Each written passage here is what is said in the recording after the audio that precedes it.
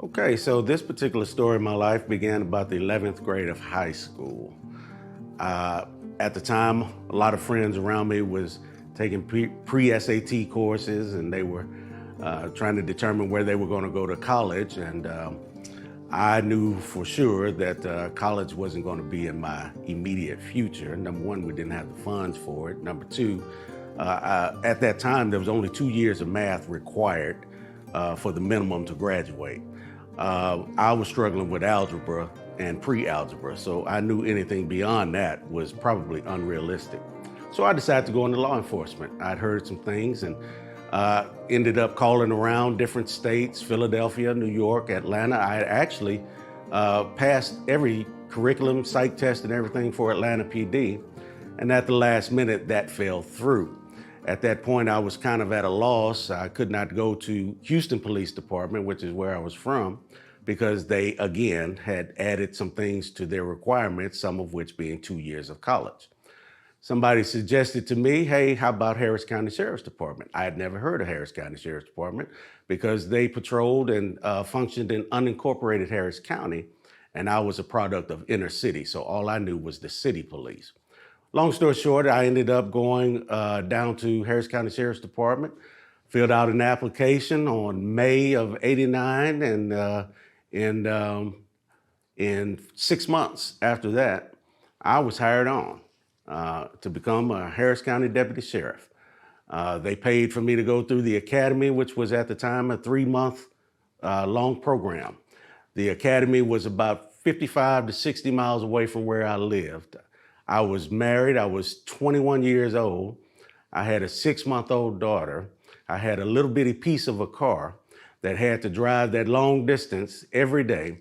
I was put through every type of physical activity and mental restraints and confrontations. And it was so stressful at the time that there was many times where I'd get home just in time to eat something real quick, and then I had to do homework, which would take another 3 or 4 hours. I had to learn the penal code.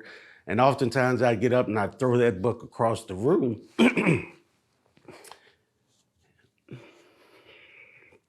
and say, I'm quitting. But after I got that out of my system, I'd go pick the book back up, get back to it, and do what needed to be done. Graduated from the academy, at first with the impression in my mind that I was going to go in there and be valedictorian of the academy. And after a few weeks in there, I realized I just hope I make it through, okay? But when I did graduate, I graduated in what they called the super squad, which was those who were the elite of that class. We were the most physically fit. We were the most high scoring on all the exams. We shot the most accurately, and we ran the fastest and all of that type of stuff.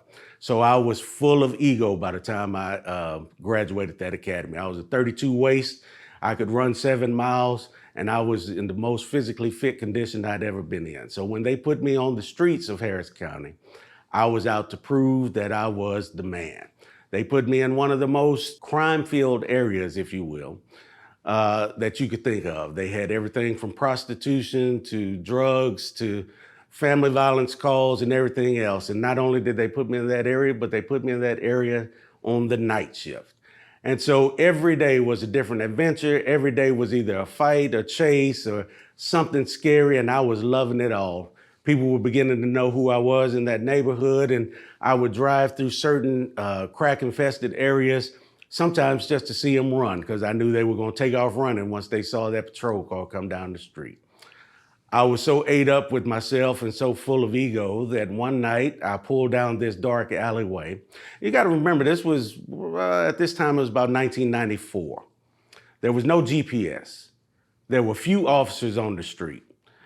If you didn't tell dispatch where you were, no one knew where you were. And at the time, we didn't have a lot of officers on the street. It might have been 3 officers per 50-mile radius. And so I went out down this alleyway to entertain myself, to be honest, and see people run, because that's how full of pride I was. And when I pulled down this dark alleyway, I didn't go out on the radio. Nobody knew where I was or what I was doing. Well, I saw three guys sitting over by this Section 8 housing project, and they were sitting on an AC unit. And they saw me, and I saw them, but the difference is they didn't run. And so I took that as an offense. I took that as a challenge. How dare you not run from me? I'm the big bad police. So I pull over, I get out of my car. Again, no one knows where I am. It's about 3 o'clock in the morning. And I approach these three young guys sitting on the side of this wrought iron fence. And I asked them, do you not know who I am? And one of them spoke up and said, yeah, we know exactly who you are. I said, well, if you knew who I was, then you'd be running by now. And the other one said to me, well, we know who you are, but we also know that if you didn't have that badge and that gun, you wouldn't be all of what everybody claims you are. I said, really? Is that what you think? So at that time, I took my gun out of my holster and I sat it on the AC unit. I took my badge off of my shirt and I set it next to the gun. And I backed up and I said, no badge, no gun. Here I am.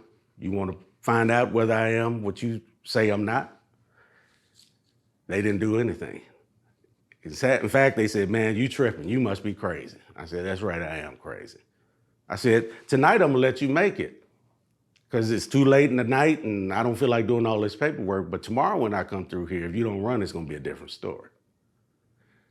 They took me up on it. I put my gun back in my holster, badge back on my shirt, went patrolling the rest of the shift, thinking I had done something just so phenomenal. Oh man, I am the man. It wasn't until years later that God revealed to me that was one of the stupidest things I could have ever done. My life could have ended that very night. Not only could those three have jumped me and done something, not only did I know if they had something, but it could have been some more people around the corner. And I just didn't know. So I go to patrol in this neighborhood and my ego is still kicked in and I'm still making these arrests. I'm still arresting 3 and 4 people at one time by myself. Nobody can tell me that I'm not the man. Over the course of time, I began to get hardened in my heart. And I used to say things like, man, they need to just burn this block up. Wouldn't nobody miss them? They need to burn this block up with fire. So years go on down the road. I continue to patrol that area. I began to move around to different areas. And while I'm still working with the sheriff's department, still doing what I was doing, still making it all about me, God began to speak to me. And in his sovereign and mysterious humor, he decided to call me to preach the gospel of Jesus Christ. And I asked him many a times, are you sure you want to call me? Not only was it a surprise to me, but it was a surprise to most people that I worked with over the course of the years. But eventually I gave into that call. Now in my mind, calling to preach, I had these big pretty pews in mind and I had stained glass windows in mind and I can wear some nice suits on Sunday. But again, with that humor of God's, when he called me to preach, after I surrendered to the calling, he ended up sending me under the tutelage and mentorship of a pastor who ran a homeless ministry in the middle of Roots Park, which is a park in downtown Houston, which is full of drug addicts, prostitutes, violence, and any other thing you can think of. Now, this pastor every Sunday would go to this park and he would feed these people great meals that he would prepare by himself. And he would feed them sandwiches before, and then we would preach the word, and then he would feed them the great meal. But during the preaching, somebody might be having sex over on that corner. Somebody might be fighting over there. People running back and forth, gambling, shooting up. Which is why I can preach anywhere indoors today. It doesn't faze me, because if you could preach in that atmosphere, you could preach anywhere. But all the while I was preaching, I was also packing. And when the food would be served, I would see the people complaining about what the pastor was feeding them. Man, we had this same stuff last week. When are you going to get something new on the menu? And I would get furious. And I would check, man, how you going to be mad because you eating something that you ate last week when if he wasn't here, you wouldn't eat it all. And my pastor would get mad at me. And he said, no, Reverend, you need to watch yourself. He said, these are not your people. These are God's people. It's not for you to determine how they react. All you need to be concerned about is what we're here for, and that's to serve. Well, that blew my mind.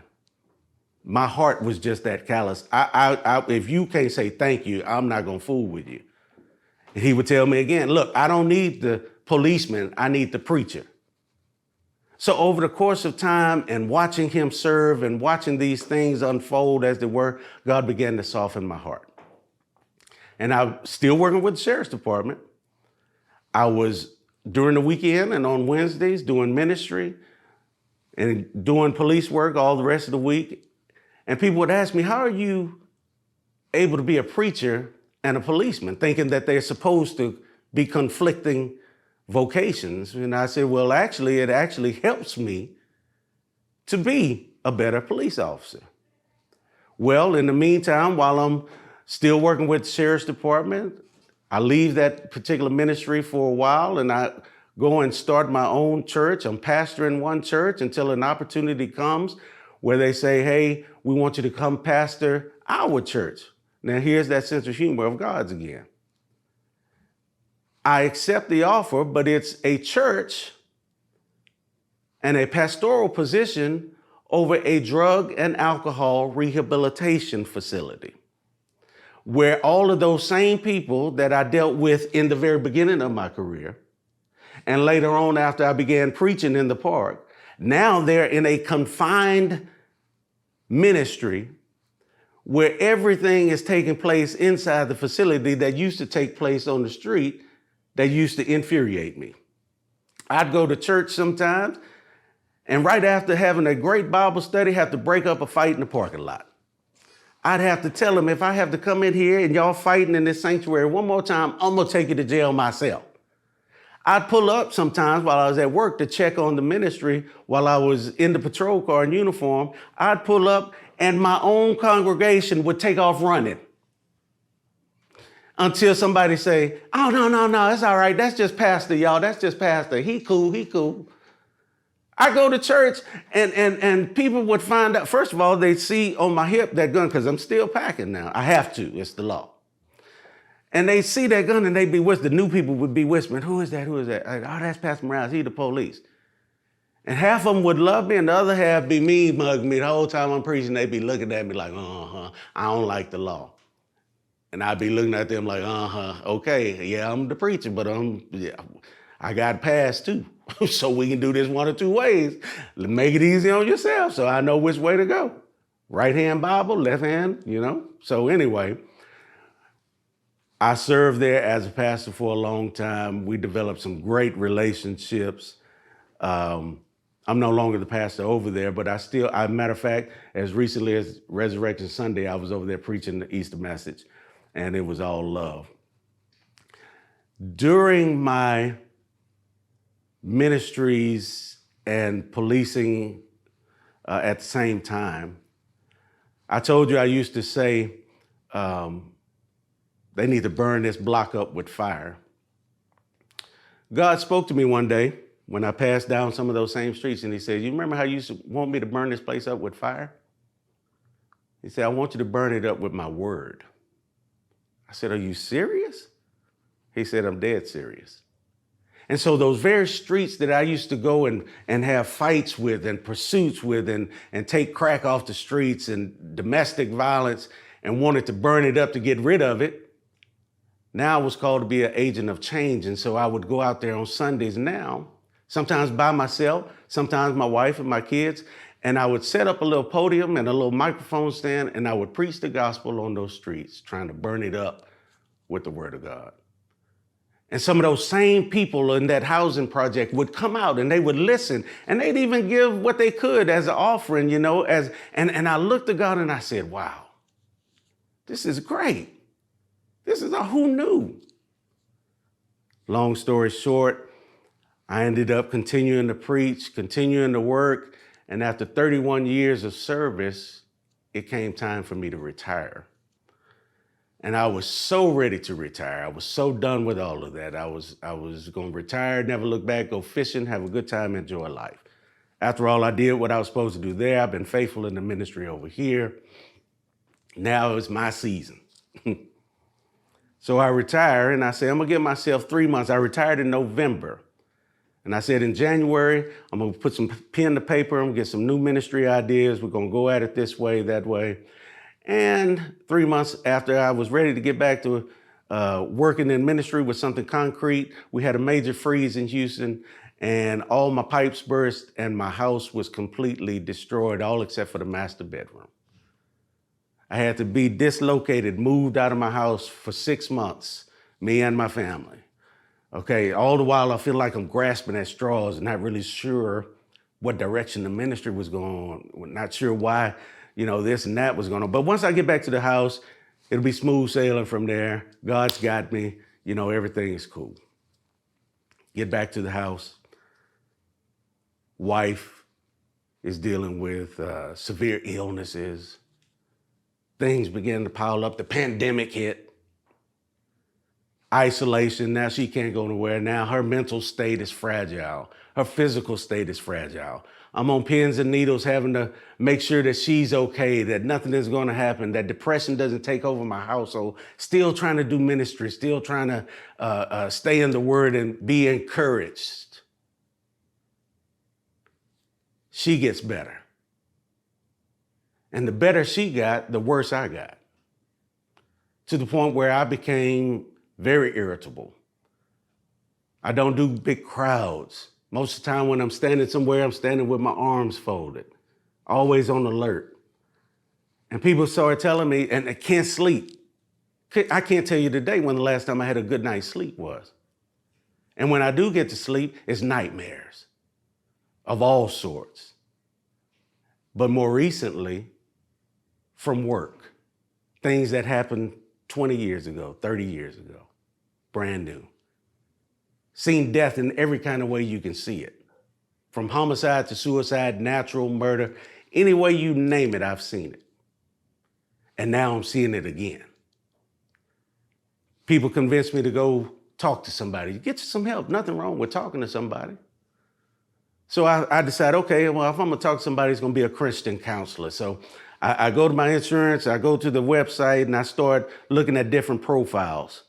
But I was looking at it from a wrong perspective, and I had some superficial ideas, and can't talk to him. Not going to talk to her. She look mean. He can't tell me nothing. I could tell him anything, and he'd believe it. I finally just settled on one lady, and she was cool. We talked a little bit, and we connected a little bit. And she diagnosed me with PTSD. And I said, really? Evidently, everything that I had dealt with over the course of years, I had not properly dealt with it emotionally. That's not what I do. And now that I had all this free time, when I'm thinking it's going to be my season, as it were, I'm having to hash through all of these emotions and feelings and pent-up aggressions. Well, this therapist became unavailable, and we really didn't click, so I stopped going to her until it began to get worse again. My wife said, you need to go talk to somebody. So I did the same thing this time. I'm looking through profiles, see who's easy to look at, who might not tell me what I want to hear. And nothing was settling in my spirit until I came across this one profile, and it read good. It said deals with PTSD and stress and anger management and all of these types of things, all of which I was dealing with, but it didn't have a picture. And I'm not just going to go sit up and talk to somebody if I don't even know what they look like. I need to know what I'm looking at. Finally, I gave in. And I said, God, if this is who I'm supposed to talk to, just let me know and work it out. I go and I make my first appointment, and I go in and I meet with this therapist. She's a younger woman. She's middle-aged, not too young, not too old. She's pregnant. but she is so cool. And she allows me to talk with no judgment, and she feels real, and it's strange. I just felt like she felt me. And after that first session, I fell in love. I was like, this is it. And matter of fact, I like her so much that me and my wife, when we talked, I told her, I got to go see my baby mama next week. That's my baby's mama. Because that's how easily we connect. And she says, yeah, okay, well, all of this and do this and do that. She says, I'm gonna disagree with your first therapist who said you had PTSD.